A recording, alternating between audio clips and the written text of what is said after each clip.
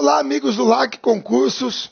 Professor Marcelo com vocês para mais uma aula, mais um módulo, né, dando continuidade à parte dos aspectos naturais do quadro natural do estado de Pernambuco, aspectos naturais físicos. Vamos lá, agora vamos gravar a terceira parte. Eu já gravei relevo, já gravei clima e agora vamos com a cobertura vegetal, certo? Então vamos lá. Pessoal, você viu que a gente até agora trabalhou a parte de relevo-clima, sempre com a segmentação no sentido litoral e interior, certo? Beleza? Então é isso que a gente vai manter, tá? Então no caso do quadro natural quanto à vegetação, a fitogeografia no estado de Pernambuco, a gente começa com a zona litorânea, onde a vegetação predominante nas terras baixas, certo? E planícies do litoral, é constituída principalmente por vegetação do tipo rasteira, certo? Vegetação rasteira, gramíneas, tipo capim de praia, arbusto de praia. É claro que você tem aquelas áreas onde você tem a presença de coqueirais, etc., certo? Uma espécie nativa, característica do Brasil e do Nordeste brasileiro, no litoral. Mas aqui a gente pegou a praia de Calhetas, só para dar uma ideia de como que a vegetação aqui, ó, embora seja uma área mais inclinada, mas é uma vegetação rasteira, certo? Herbácea, arbustiva, certo? Que você vai encontrar ao longo da baixada da planície litorânea. Significa que é só esse tipo de vegetação? Claro que não. Nós não vamos falar que é só esse tipo de vegetação. Por exemplo, na faixa litorânea, você também pode encontrar manguezais. Inclusive, moçada, até vocês me perdoem, pode ser ignorância minha, mas uma referência que me vem quando se fala disso aqui é do movimento que nasceu, né, com Chico Science, Nação Zumbi, a questão do Mangue Beat, né, que veio na década, acho que de 90, teve aquele CD Afro Ciberdélia, né, e sempre que tinha as músicas do Chico Science, pelo menos aquela Manguetown, que é uma referência direta, e Maracatu Atômico, que é uma referência mais visual, porque no videoclipe do Maracatu Atômico aparecia, né, o Chico Science, Nação Zumbi, todo mundo coberto de lama, né, certo? Rastejando no chão. Então sempre era uma referência que o pessoal fazia a esse ecossistema, que talvez fosse pelo caso de o pessoal ter um contato mais próximo, ou ser oriundo de áreas da região metropolitana do Recife, onde você encontrava esse ecossistema. O mangue é um ecossistema litorâneo, aqui nós estamos em Macaripe, certo? Onde o solo é um solo salino, do tipo alomórfico, tá? Você tem as chamadas raízes respiratórias, que são raízes pneumatóforas, porque o solo é muito rico em matéria orgânica, mas é muito pobre em oxigênio, certo? É um local de reprodução de inúmeras espécies de moluscos, crustáceos, um ecossistema litorâneo muito importante.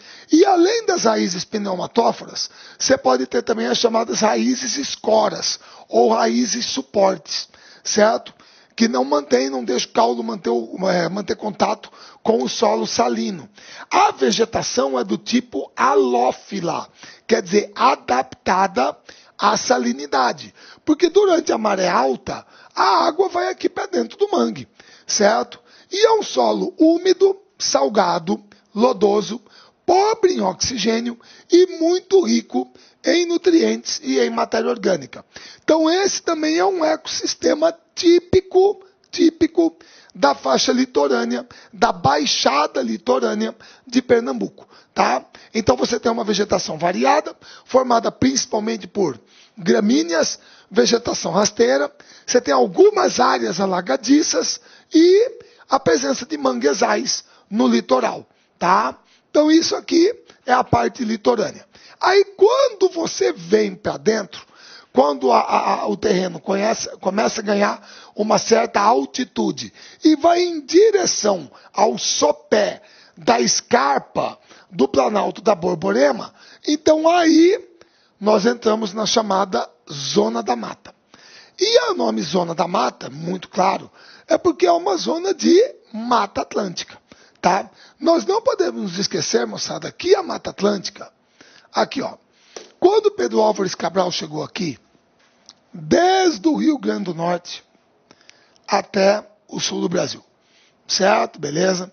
Aproximadamente 1.300.000 quilômetros quadrados, cerca de 15% do território brasileiro, tá? Terceiro bioma brasileiro em extensão territorial. Só ficava atrás de quem? Ficava atrás da Amazônia e do Cerrado, certo? Beleza? Agora, Mata Atlântica, floresta tropical, certo? Conhecida como Mata Atlântica, é encontrada na faixa leste do estado de Pernambuco, cujas espécies se misturam com a caatinga nas denominadas áreas de tensão ecológica, certo? São áreas de contato entre os tipos de vegetação na faixa de transição entre a zona da mata e o agreste. Geralmente essas faixas de transição é o que nós chamamos de ecótone ou ecótono, tá? Beleza? A Mata Atlântica é um bioma de floresta tropical que pega o litoral do Brasil, pega parte do Paraguai e da Argentina, tá? A partir da colonização europeia, principalmente no século XX, ela foi sendo brutalmente devastada, desmatada. A área original de aproximadamente 1.300.000 quilômetros, 15% do território, e disso aí nós temos hoje aproximadamente 8%, 100.000 quilômetros quadrados. Para você ter uma ideia, 100.000 quilômetros quadrados, é o meu estado, Mato Grosso, tá? Você pega Mato Grosso e divide em 10 partes iguais. Uma dessas partes é Pernambuco. 1/10 do meu estado, Mato Grosso, terceiro maior da federação, vale Pernambuco. E 1/10 Pernambuco é o que sobrou de Mata Atlântica original. Tá? De 1.300.000, aproximadamente quanto que sobrou? Pernambuco. Certo? Então, de toda essa mancha verde aqui, o que sobrou foi aproximadamente 8%. Tá? Existe explicação? Claro que existe, pessoal. Isso é tranquilo, claro que existe. É você conhecer a história do Brasil, certo? O processo de ocupação do território brasileiro, a colonização e a história até econômica do Brasil, tá? O desenvolvimento socioeconômico do Brasil. Porque o que você teve? Primeiro, a ocupação do litoral. Como é que nós começamos? Mesmo antes do povoamento aqui. Primeira coisa, ciclo do pau-brasil.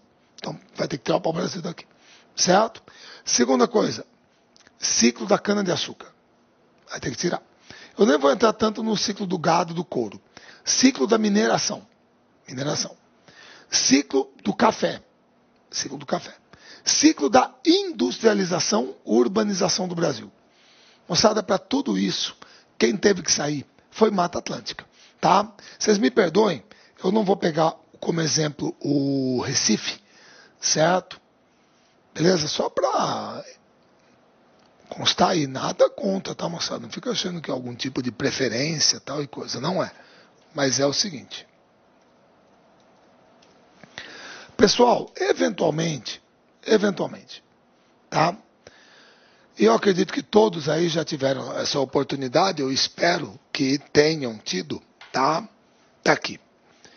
Maior metrópole brasileira, uma das maiores do planeta, uma das maiores da América Latina, junto com a cidade do México, tá? São Paulo. Pessoal, quando você se aproxima de São Paulo, quando o avião vai chegando, tá? Então, se é em Congonhas, geralmente dá aquele medo, né? Eu ia usar outra palavra, mas muito chula. Né? Daquele medo todo, porque Congonhas, né, curtinha tal, infelizmente teve aquele acidente lá, embora tenha sido, né, falha humana, mecânica, o que quer que seja, tá? Esse componente, mas a pista é curtinha, tudo bem. Mas tem Congonhas, você desce no meio dos prédios, e tem Cumbica, Guarulhos, que já é uma pista maior, aeroporto internacional, aí é mais tranquilo. Mas quando você se aproxima e você vê isso aqui, pelo amor de Deus, gente, é impactante. Porque da janela do avião, você vai descendo, você olha no horizonte e você não consegue ver aonde que acaba. É uma coisa absurda, né? E eu estou mostrando isso porque, embora não seja Nordeste, não seja Pernambuco, mas é o processo em si. Pessoal, nós temos que imaginar que isso aqui começou no pátio de um colégio jesuíta, fundado por José de Anchieta. Então nós temos que imaginar, moçada, que tudo isso aqui, um dia, foi Mata Atlântica. Tudo isso aqui foi Mata Atlântica. Não tem como voltar. Não tem. Isso vale para Salvador, isso vale para o Recife, Maceió, João Pessoa, isso vale para BR-101, certo? Isso aqui vale para Via Dutra, vale para São José dos Campos, Campinas, papapá. Não tem como. Tá? Não tem como. Então a evolução socioeconômica, os ciclos pelos quais nós passamos, o processo de ocupação histórica do território, a colonização do litoral para o interior, ajudam a explicar por que a Mata Atlântica é uma das formações florestais mais degradadas do Brasil. E por que tenha sobrado tão pouco dela? Tão pouco. Apenas 8%. Certo? Então isso explica o porquê que isso aconteceu. Tá bom? No estado de Pernambuco, a zona da mata representa a zona costeira, 4% do território. Então eu tenho que considerar que nesses 4% aí, é que eu terei aquela vegetação litorânea, certo? E eu terei a Mata Atlântica. Aí eu teria as faixas de transição e o interior, que é o que predomina, tá? Quais são as características da Mata Atlântica? Pessoal, é uma floresta tropical de encosta. Isso é meio diferente. No litoral, tudo bem, é uma área mais plana. Mas para o interior, ela vai para a encosta da região serrana, tá? Beleza? Por exemplo, aí desculpa de novo, porque eu tenho que pegar um outro referencial, certo? Que é o seguinte. Uma vista do... E é belíssimo, né? Também. Uma vista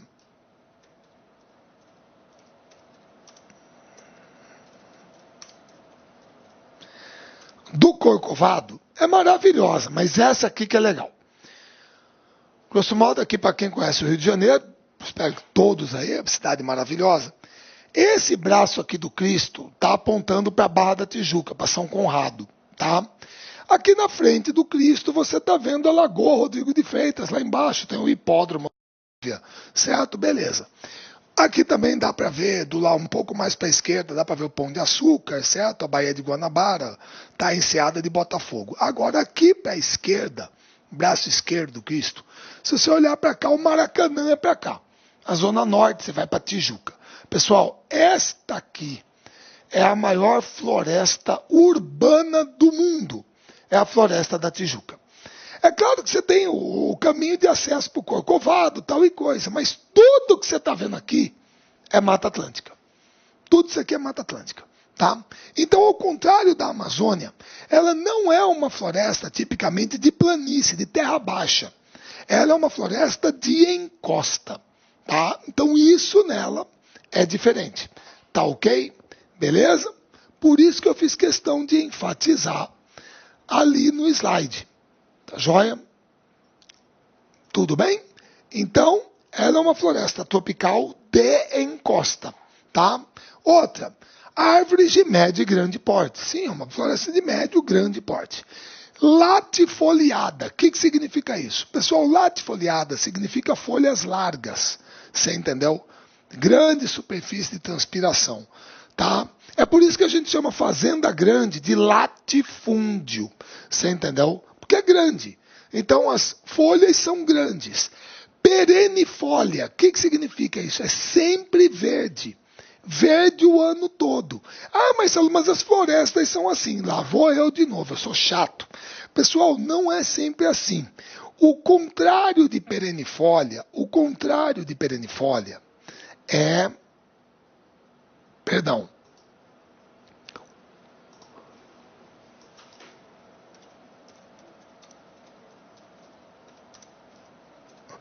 O contrário de perennifolia é caducifólia ou decídua, tá?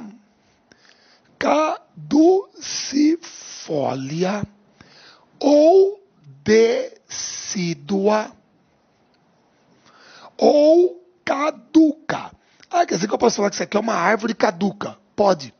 Porque numa época do ano, outono e inverno, ela vai perder as folhas. as folhas vão cair. Então, perennifolia é o contrário disso aqui. Significa que qualquer época do ano que você vá lá, as folhas estão sempre verdes, as folhas são perenes. Isso aqui, vocês sabem muito bem, é típico dos Estados Unidos, da Europa, da zona de clima temperado do planeta, tá? Beleza? Então, isso aqui é o contrário da Mata Atlântica. A Mata Atlântica é perennifolia, isso aqui é caducifolia, tá? E outra coisa, aproveitando que eu estou aqui, só para mostrar, pessoal, não é da Mata Atlântica, tá? Não é, isso aqui é da Amazônia. Mas aí você tem uma ideia do que é uma árvore, uma árvore latifoliada. Isso aqui é uma folha da cocoloba, tá? Beleza? Enorme, tá ok? É uma dicotiledônia. Então, a cocoloba, ela é latifoliada, folhas largas, tá? Não estou dizendo que todas as árvores da Mata Atlântica têm folha desse tamanho, claro que não. Mas vocês entenderam o que é, certo? Beleza? Muito bem. Aí,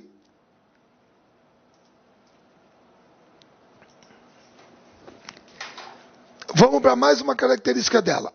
Heterogênea. É claro. Milhares e milhares de espécies diferentes, certo? Grande biodiversidade. Ombrófila. O que significa isso? É uma floresta pluvial.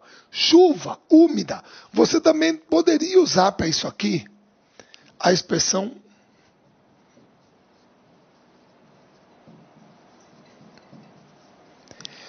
higrófila.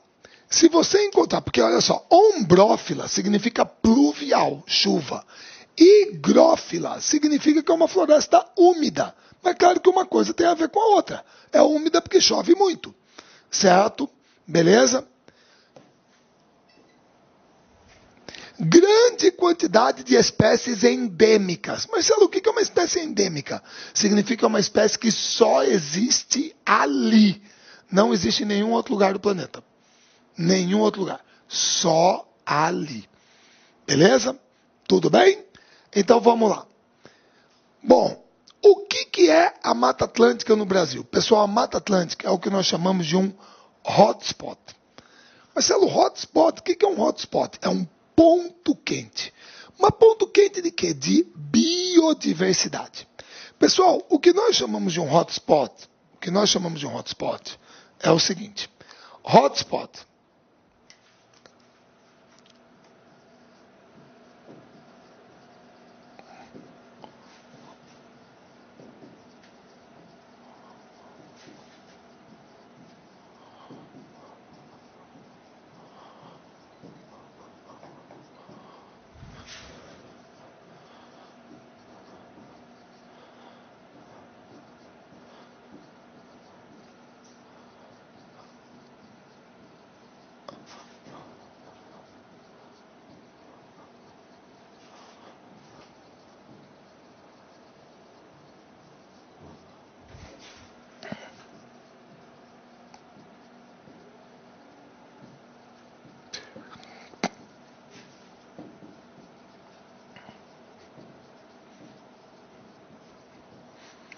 é isso aqui.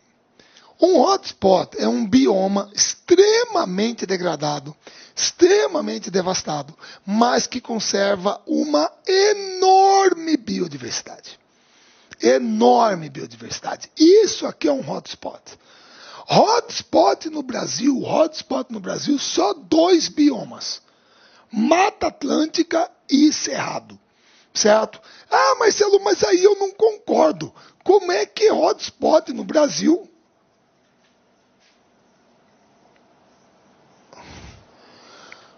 Como é que hotspot no Brasil é só a Mata Atlântica que eu circundei aqui e o Cerrado? E a Amazônia? Pessoal, a Amazônia tem uma enorme biodiversidade. Aí você não colocou, mas 70% da Amazônia ainda está preservada.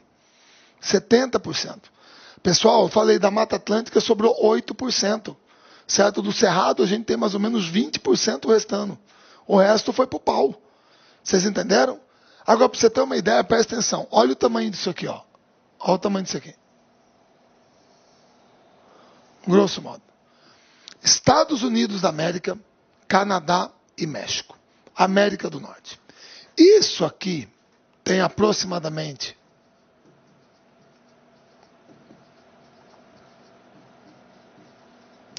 20 milhões de quilômetros quadrados.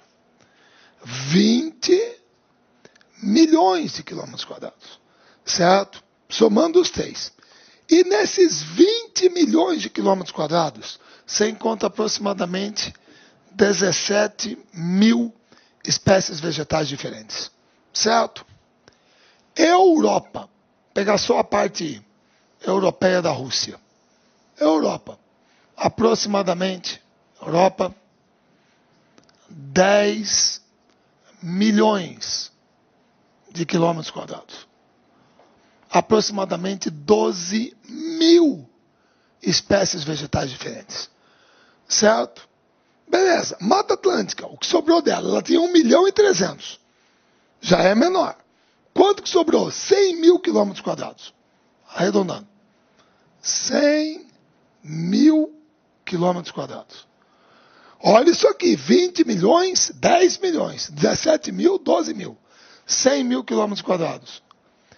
20 mil espécies vegetais diferentes aproximadamente. E dessas 20 mil,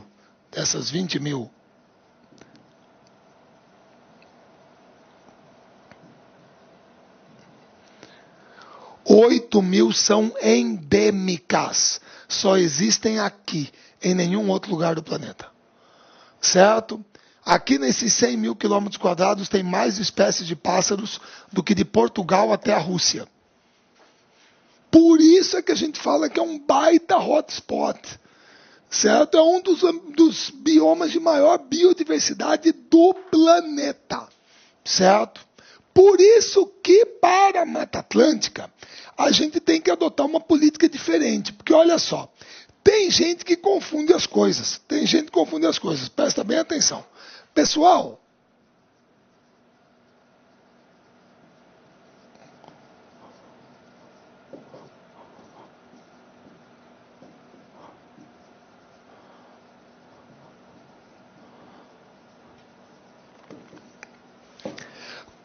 conservação é diferente de preservação.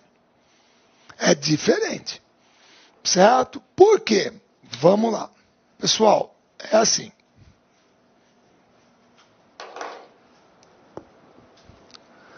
Perdão.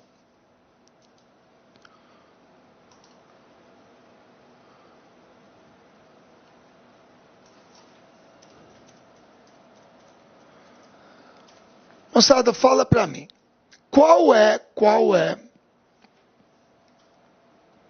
Qual é o dano, qual é o prejuízo, qual é o mal que esse cidadão aqui causa para a floresta?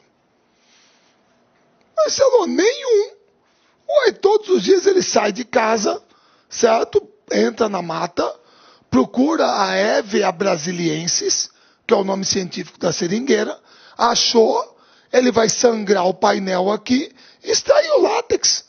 Ele volta, pega a cumbuquinha com o látex, põe lá no recipiente dele e vai para casa para fazer a defumação do látex, a borracha. Pronto, acabou.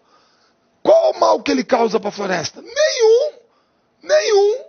Então eu tenho que ter bem claro que,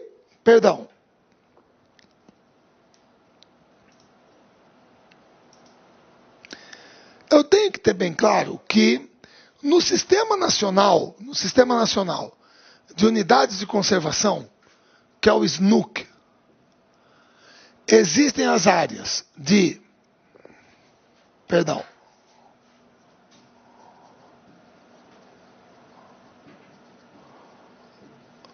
uso sustentável e as áreas de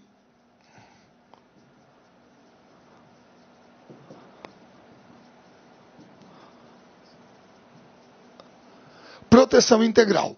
Ué, Marcelo, o que seria uma área de uso sustentável? Por exemplo, na Amazônia, uma reserva extrativista, uma RESEX. Certo? Que é mais ou menos a situação que eu mostrei do seringueiro. Quer dizer, o cara que extrai o látex, o cara que tira a castanha do Pará, cupuaçu, guaraná, não tem problema. Ele vai lá, ele vive da selva, pô. Quer dizer, ele usa o que a selva fornece para ele viver daquilo que vem o sustento dele. Então, quando eu crio uma unidade como essa de uso sustentável, aqui eu estou adotando uma prática o quê? Conservacionista. Eu estou conservando o recurso de tal maneira que as gerações futuras possam continuar a utilizá-lo. Por exemplo, você pediu uma pizza, comeu 2 pedaços, botou o resto numa embalagem plástica geladeira. No outro dia bateu uma fome, pegou mais 2 micro-ondas tal, e manda para dentro. O que você fez com o alimento? Você conservou o alimento. Você conservou o alimento. Você acondicionou o alimento de tal maneira que você pode voltar a utilizá-lo. Isso é conservação. Certo? Então essa é uma prática conservacionista. Você pode usar o recurso, mas sem degradá-lo. E as gerações futuras poderão utilizá-lo. Agora, quando eu digo que uma área é de proteção integral, significa o quê? Não pode mexer. Não pode. Então, área de proteção ambiental, APA, estação ecológica, parque nacional, parque estadual, floresta nacional, é tudo área de proteção integral. Não pode mexer. Isso é preservação. Você tem que preservar. Então, para o caso da Mata Atlântica, pessoal, tem que ser preservação. Tem que ser. Sobrou muito pouco dela. Tá difícil você pegar uma área da Mata Atlântica que você vai poder usar como reserva extrativista. Complicado. Ela tem que ser preservada. Sobrou muito pouco dela. E outra, o que sobrou dela não aparece de maneira o quê? Você está vendo que não aparece de maneira contínua. Você vê que são manchas descontínuas, com maior concentração em determinadas áreas, mas são descontínuas. Então aí a gente cria um mecanismo, que também está no SNUC, para manter esse contato. Qual é? É o chamado corredor ecológico. É o corredor ecológico. Corredor ecológico é uma faixa que permite o contato para a circulação da biota entre áreas descontínuas de vegetação. Certo? Você percebe que aqui provavelmente é pasto, aqui já está tudo aberto, mas você tem essa área aqui que de repente pode ser a reserva legal da fazenda, da propriedade, uma capoeira, um capão de mata. Agora, se eu tiver aqui uma área descontínua, eu vou permitir o contato entre as duas, certo? Para que eu tenha a circulação da biota. Ou então eu posso fazer o quê?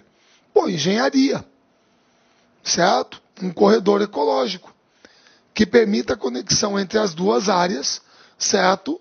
Para que você não tenha aquele negócio de animal atropelado, tal, que é uma judiação. Está aqui, beleza?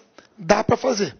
Então, hoje na Mata Atlântica, embora não seja Pernambuco, mas eu vou citar, você tem o corredor ecológico da Serra do Mar, que basicamente é São Paulo, Rio de Janeiro, certo? E o corredor central, que é o sul da Bahia e o Espírito Santo. Então, esses dois estão lá, tá? Aí, você tem um probleminha, você pode encontrar um problema ambiental, uma questão que a gente cita, que é essa aqui, tá? Olha só, perdão.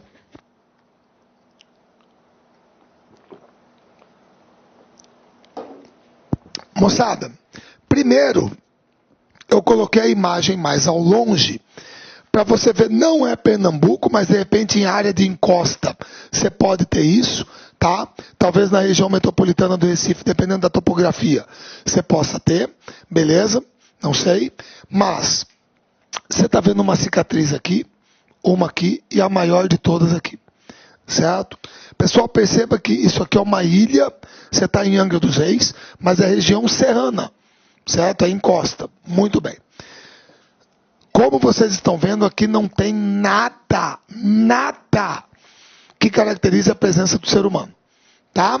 Agora aí nós aproximamos da cicatriz maior, tá aqui.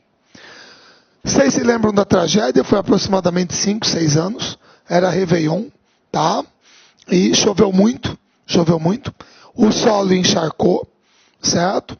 A rocha embaixo impermeável, granítica, certo? Ou magmático-metamórfica, cristalina, que é típico dos mares de morros, tá? Da região próxima ao litoral. E aí o que aconteceu? Com a rocha impermeável, a água não infiltrava e acumulando massa, umidade, certo? No terreno, perdeu sustentação e desceu. Certo? Desceu, a pousada estava aqui embaixo. Foi uma tragédia, pessoas morreram e tal. Isso foi a pousada Sancai, lá em Angra dos Reis. Tá? Episódio triste, lamentável, mas aconteceu. Só que você percebe que absolutamente o quê? Natural. Natural. Não houve nenhuma ação antrópica. Nada feito pelo ser humano que contribuísse para a ocorrência disso aqui. Foi um fenômeno absolutamente natural. É um fenômeno absolutamente natural. Nessas áreas de encosta de Mata Atlântica. Certo? Dentro do domínio dos mares de morros. Agora olha aqui. Aqui não. Certo? Você desculpa falar dessa maneira, imagina a situação desse cara aqui.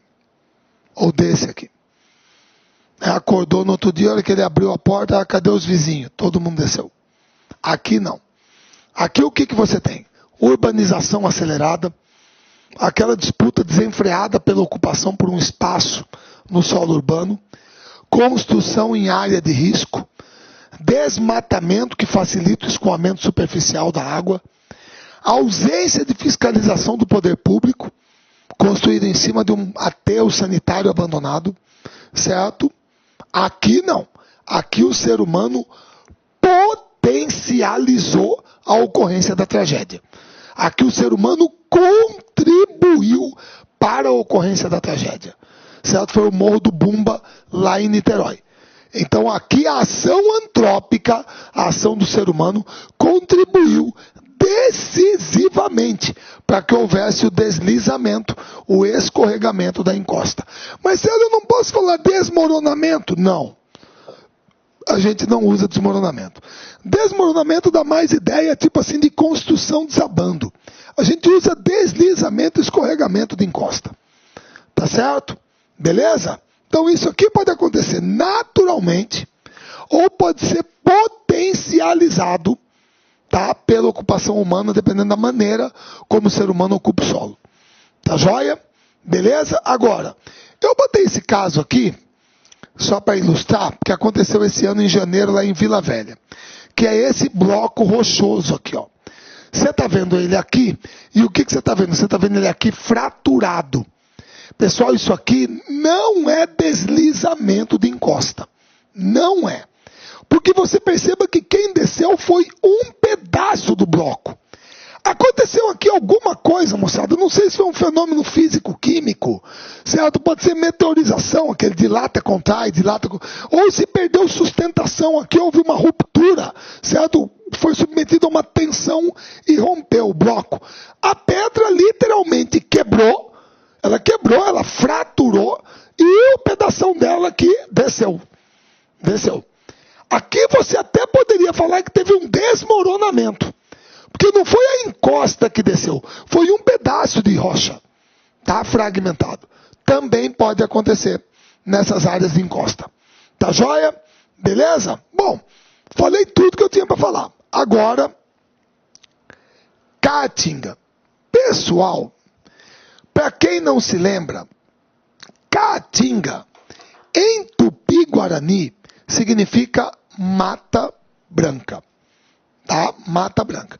Se você, perdão, embora eu tenha colocado essa imagem, tá?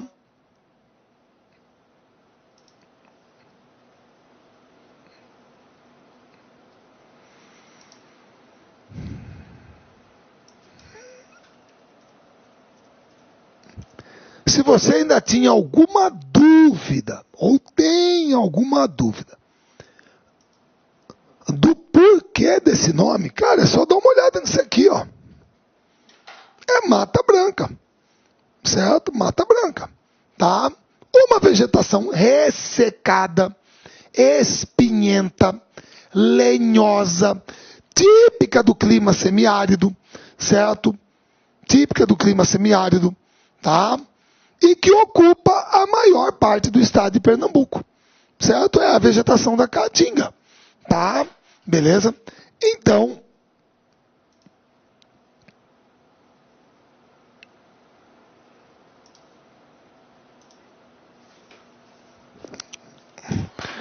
o significado é aquele que eu falei, perdão, mata branca, uma vegetação rala, espinhenta, lenhosa, com a presença de xerófitas, certo? O que é uma xerófita? Cactáceas, espécies como mandacaru, xique-xique, facheiro, certo? É o que você vai encontrar. É dominada por tipos de vegetação com características xerofíticas, formações vegetais secas que compõem uma paisagem cálida e espinhosa, com estratos compostos por gramíneas, arbustos e árvores de porte baixo ou médio, caducifólias. Aí, ó, na caatinga, as árvores perdem suas folhas durante parte do ano, devido à seca, certo? Inclusive o pessoal fala muitas vezes que quando ocorre um curto período de chuva e para, as folhas brotam novamente e a turma fala que é um fenômeno conhecido como seca verde. Você entendeu? Tal a falta de água que elas têm. Tem uma farta variedade de plantas espinhosas entremeadas de outras espécies, como as cactáceas e as bromeliáceas. Então, como exemplo de arbustos, você tem quem? Aroeira, angico, juazeiro. Na verdade, isso aqui também poderia ser colocado como uma formação arbórea, né? Bromélias, como caroá, e cactos, como mandacaru, xique-xique, facheiro. Então, a paisagem da caatinga é essa aqui, certo?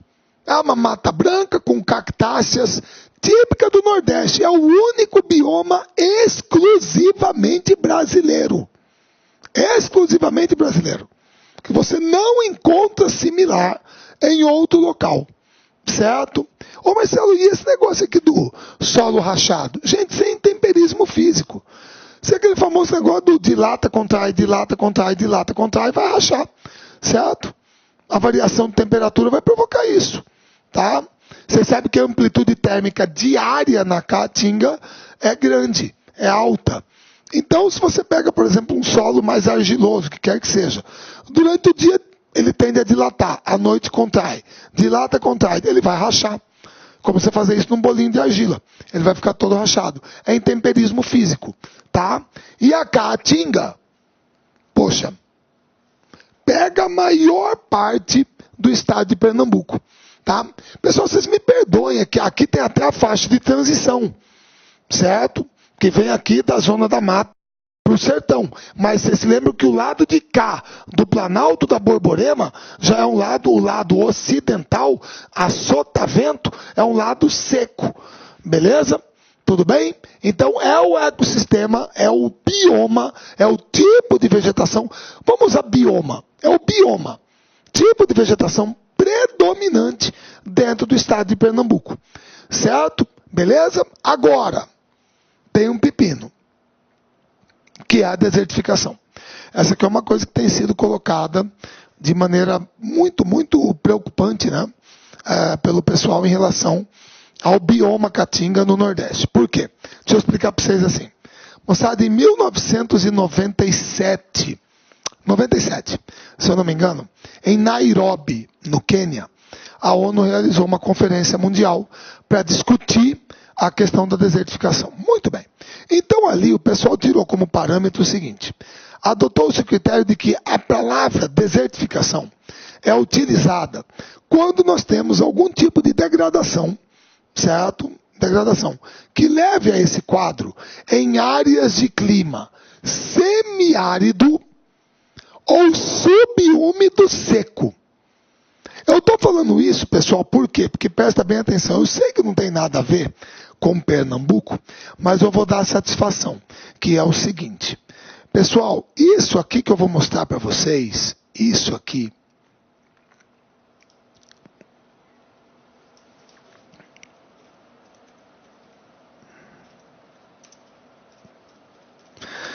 moçada, isso aqui está acontecendo lá no Rio Grande do Sul. Aqui, ó. Olha o areal que é aqui, ó. Olha o areião que vira.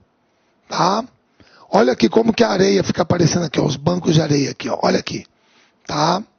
Olha aqui como é que ficou. Isso aqui é em Alegrete, lá no Rio Grande do Sul. Pessoal, a última coisa que você vai falar para mim é que o Rio Grande do Sul é uma área de clima. É uma área de clima semiárido ou subúmido seco. Não é. O Rio Grande do Sul é uma área de clima subtropical úmido, tá? Então, para lá, eu não posso usar a expressão desertificação. Embora algumas pessoas até usem de maneira genérica, porque fica parecendo um deserto mesmo aquele areão. Só que lá para o sul, eu tenho que usar a expressão arenização do solo. Agora, aqui no Nordeste, não. Aqui não. Pessoal, a região tem 1.201 municípios, 12 milhões de brasileiros vivem aí. Aproximadamente 1.130.000 quilômetros quadrados, 63% são de clima semiárido. 420 mil quilômetros quadrados, 37% de clima subúmido seco. Então, aqui para o Nordeste, eu posso usar a expressão desertificação. Tá? E o pessoal, numa área, os pesquisadores, numa área de aproximadamente 18 mil quilômetros quadrados, já identificaram 4 grandes núcleos de desertificação dentro do semiárido, certo? O Seridó, no Rio Grande do Norte, Irauçuba, no Ceará, Gilboés, no Piauí e Cabrobó, em Pernambuco. Tá? O núcleo de Cabrobó, certo? Tem 5.960 quilômetros quadrados, 6.000 quilômetros quadrados, certo? Ali vivem 24 mil pessoas. E o solo não suportou a pecuária e a agricultura. Então, entre as causas da desertificação, a gente pode colocar o desmatamento, as práticas inadequadas de agricultura, queimada, irrigação que contribui para a salinização do solo, sobrepastoreio, manejo inadequado na agropecuária, tudo isso aqui é causa de desertificação. Certo? São causas da desertificação. Tá? E aí, para ilustrar isso, aí vocês me perdoem,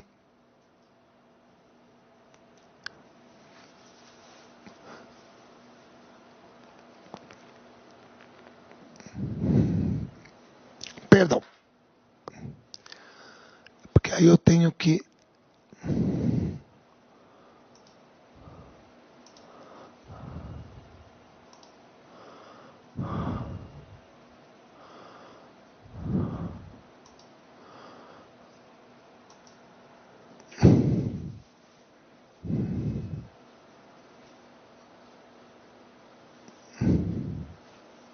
Reunião às 14h30. Vai ser na sala 2. Picanha assada, sei sim. 1 hora e forno médio. Amanhã vai fazer sol, 30 graus. A capital do Acre, Rio Branco, senhor. Red Bull te dá asas.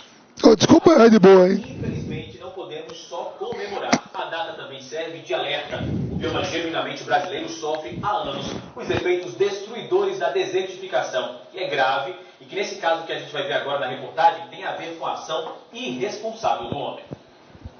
Quem não conhece pensa que esta área é igual a qualquer outra encontrada pela Caatinga.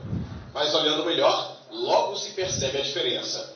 As manchas dão a impressão de que a terra está molhada, mas na verdade são marcas da desertificação. Um fenômeno que transforma uma determinada região viva num deserto. Estamos em Cabrobó, às margens do Rio São Francisco, onde o problema é evidente.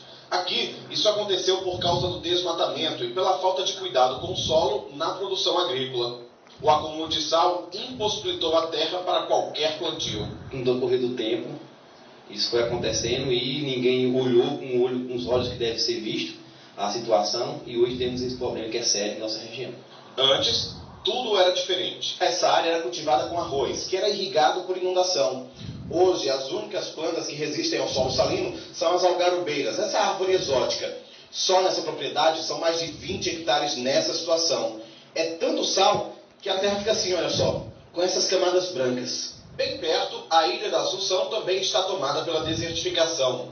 Há anos, o local foi bastante explorado na produção de arroz.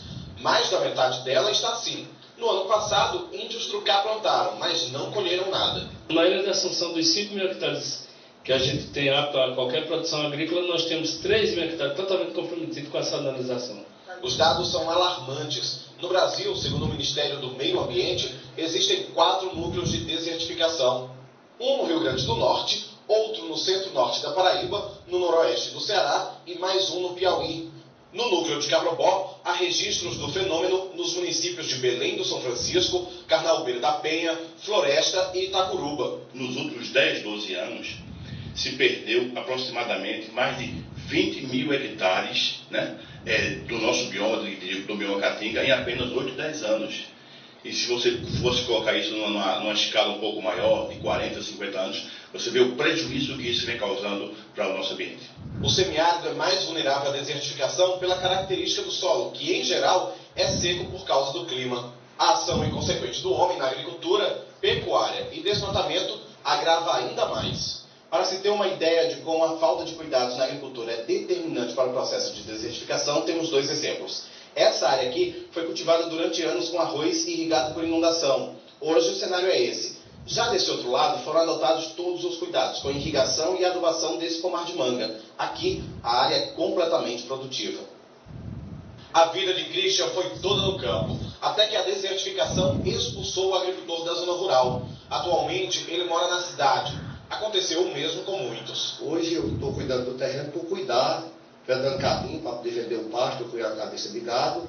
E meus irmãos foram para a rua atrás de emprego, meus filhos foram para a rua atrás de emprego, porque não tem como ficar na terra nas condições que nós estamos aqui hoje. Índios também partiram. E as famílias da gente têm padecido, a gente tem aqui vivenciado a nossa juventude, principalmente, buscando alternativa nos grandes centros, nas cidades mais desenvolvidas, por falta de alternativa no campo. A desertificação também põe em risco a fauna e a flora. O botânico José Alves encontrou espécies raras de plantas do bioma Caatinga, como a Discocactus baiensis e a Discocactus gueniqueri. Elas podem estar com os dias contados. Altos índices de desmatamento, queimadas inadequadas, queimadas sem planejamento, em grandes quantidades, a gente tem um efeito dominó e um efeito multifatorial que promove e que acentua o processo de desertificação. O sinal de alerta está ligado. Se nada for feito com urgência, a previsão não é boa. As áreas estão ficando degradadas, salinizadas, como vocês podem ver, não estão produzindo e são abertas novas áreas. Se o governo não tomar providência, com certeza os alimentos vão começar a faltar para o consumidor. Pessoal, eu coloquei essa reportagem então para vocês. Vocês até me perdoem, eu também não sei por que ficou sempre oscilando escuro, claro, não sei se foi a qualidade da gravação.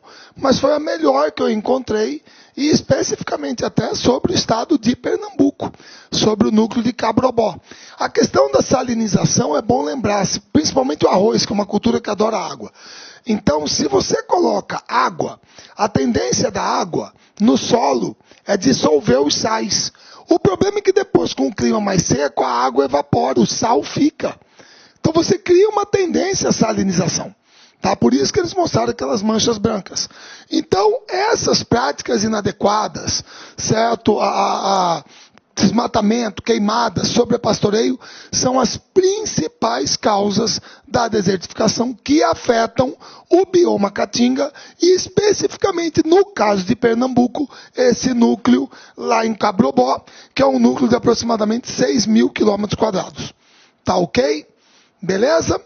Moçada, tranquilo, então falamos de cobertura vegetal e alguns problemas ambientais relativos a eles, certo? Dentro do estado de Pernambuco. Eu gostaria de fazer uma ressalva, apesar de estar aqui já com o nosso slide de final de aula, que se você pegar as bibliografias e dar uma olhada, eu resolvi não colocar, por isso que eu só resolvi falar no final.